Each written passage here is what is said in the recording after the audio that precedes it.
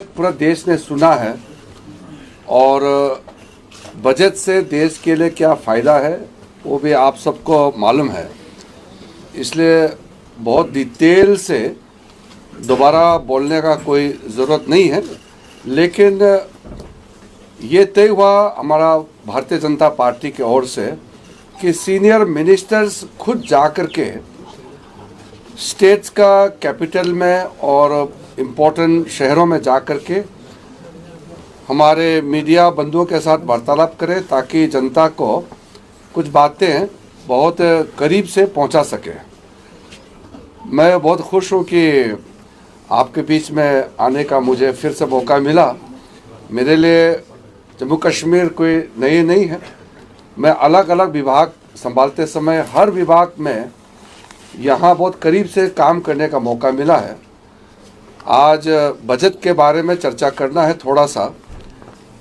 मुख्य रूप से आपको ये दिखना होगा कि बजट से आम लोगों को क्या मिला है और देश के लिए क्या फ़ायदा है। इस साल का 2025 और 26 का बजट जो पेश हुआ वो हिंदुस्तान को 2047 में विकसित भारत डेवलप्ड इंडिया बनाने के लिए जो फाउंडेशन लगाना ज़रूरी है वो इस बजट में लगाया है। इसमें ख़ास करके इंफ्रास्ट्रक्चर और हमारा मिडिल क्लास गरीबों के लिए, किसानों के लिए, महिलाओं के लिए, बच्चों के लिए बहुत ख़ास पेशकश इस बजट में किया गया है।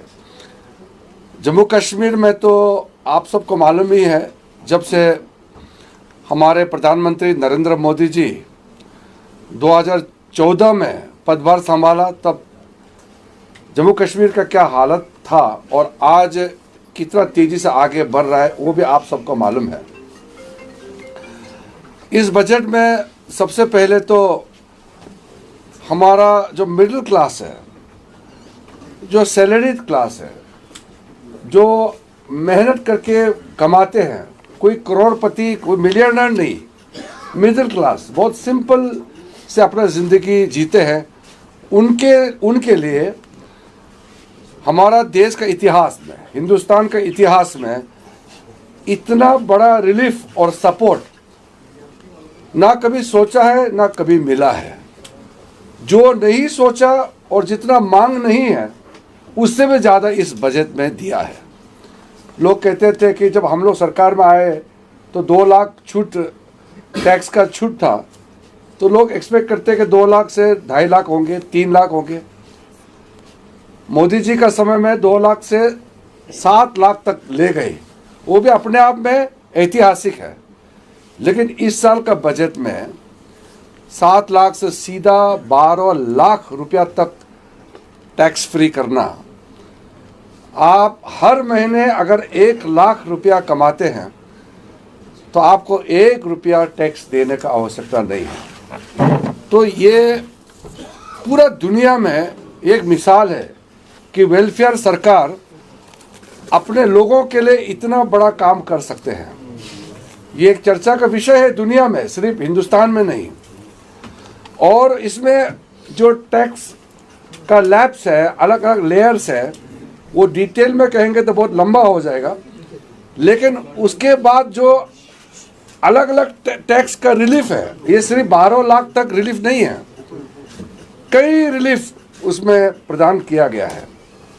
तो आप लोग जैसे कि आप लोग कमाई करते हैं, फिर कमाई में जो टैक्स होता है, इंटरेस्ट में जो टैक्स होता है, इसमें भी छूट दिया गया है।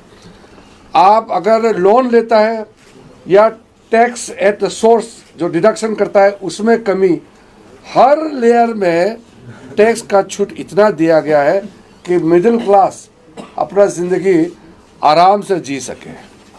और अभी इनकम टैक्स को लेकर के एक सिंप्लीफिकेशन, सरलता के लिए नया कानून हम लोग बना रहे हैं। परसों कमेटी बनाया और पार्लियामेंट्री एक सिस्टम होता है, सेलेक्ट कमेटी बना करके इनकम टैक्स को भी बहुत सरल करने का मोदी सरकार ने निर्णय किया है। तो सबसे पहले तो हमारा मिडिल क्लास लोगों के लिए जो राहत दिया है उसके लिए मैं पूरा हमारे मिडिल क्लास कम्युनिटी को अभिनंदन करता हूँ।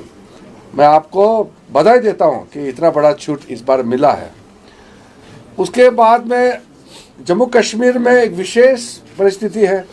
कश्मीर में तो आपने देखा है, यहाँ लोग सेब उगाते हैं, हैंडलूम, हैंडीक्राफ्ट, जो छोटे छोटे बिजनेस करते हैं, उनके लिए बहुत राहत इस बार मिला है।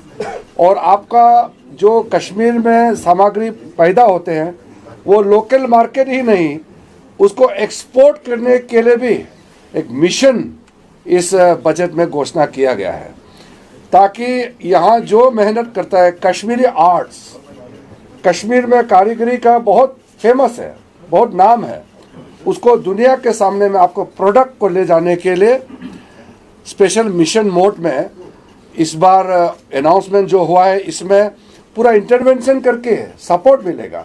आपको लोन ले करके आप प्रोडक्शन में इंक्रीज करके आपका प्रॉफिट मार्जिन को तो इंक्रीज होगा ही होगा, लेकिन साथ साथ में कश्मीरी आर्ट ये दुनिया का सामने में जाएगा।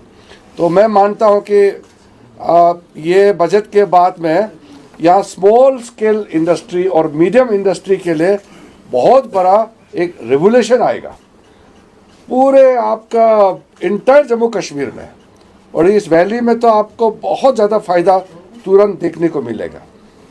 अभी मैं माइनॉरिटी अफेयर्स का भी मिनिस्टर हूँ, इसलिए हमने ये निर्णय किया है कि मैं अगले 2-4 महीने के अंदर में बहुत बड़ा यहाँ मेला लगाऊंगा, जिसमें